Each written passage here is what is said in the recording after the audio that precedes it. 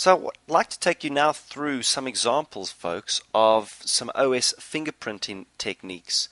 And there's a couple of different tools that we can use for this.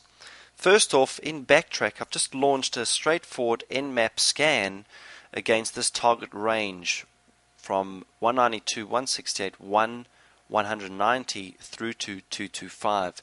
And it's come back giving me some details as to the different systems and the ports that are actually open. So going through this list, you can see I have quite a few systems listening to some of those packets I sent out, or those scans that I've actually sent out. Well, starting off with this 1.190 machine, let's have a look at using the Nmap -O and target address and enter.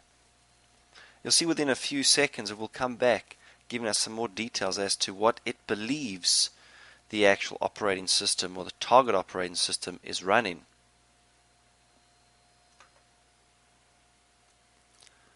So it's come back with pretty vague details. As you can see, it's giving us the operating system as either 95, 98, not all that specific. So we're going to have a look at another tool in a few moments that will maybe help us better determine this.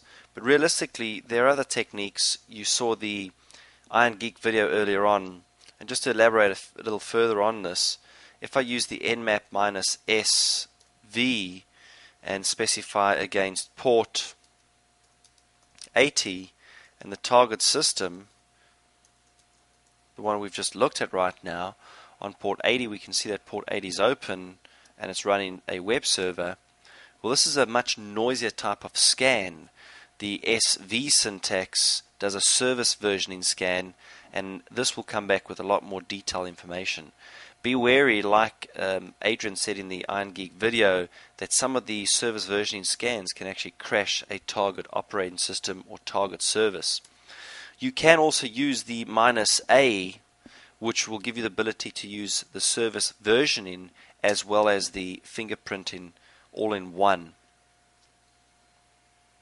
We'll just wait a few seconds for the response, and there you can see it's come back with pretty much the same detail, but more details as far as the system. We can choose just to have done the -A and left everything open, so don't specify a port, and you'll also see how much more detail is going to come back with.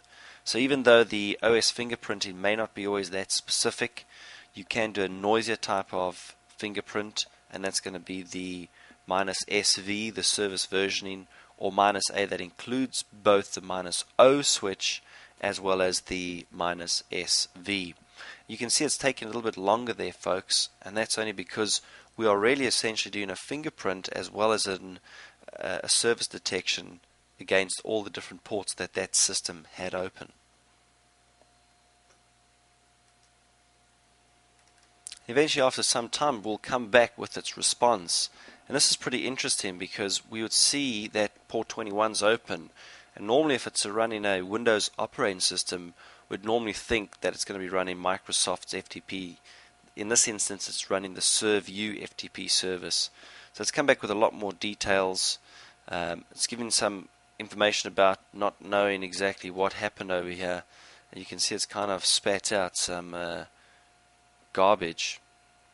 But like I said, you're better off looking at more detail by using some of the other alternative tools that we can use out there. So don't always rely on one single tool, folks.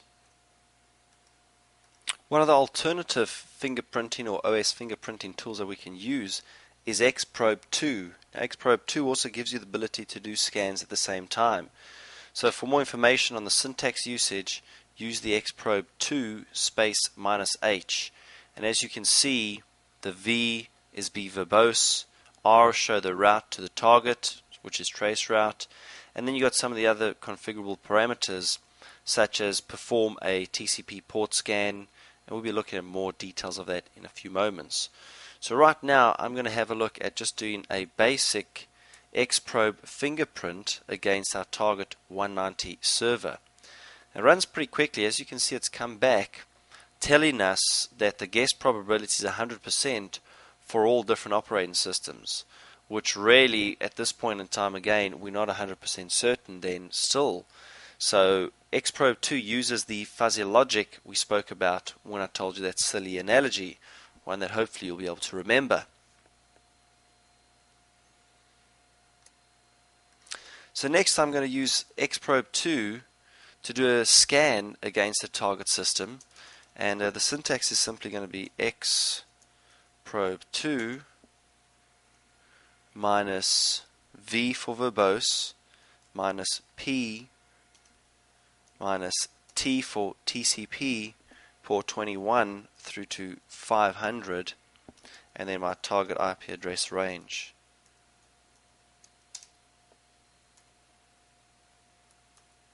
Maybe that should have been a V.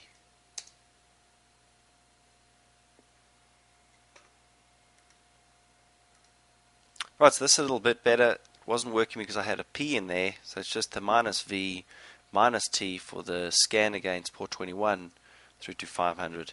And you can see it's come back, really looking at what modules have actually been run, and it's still continuing to perform those port scans. So we'll wait a few minutes and see the results. And as you can see, here's a list of results that has come back as.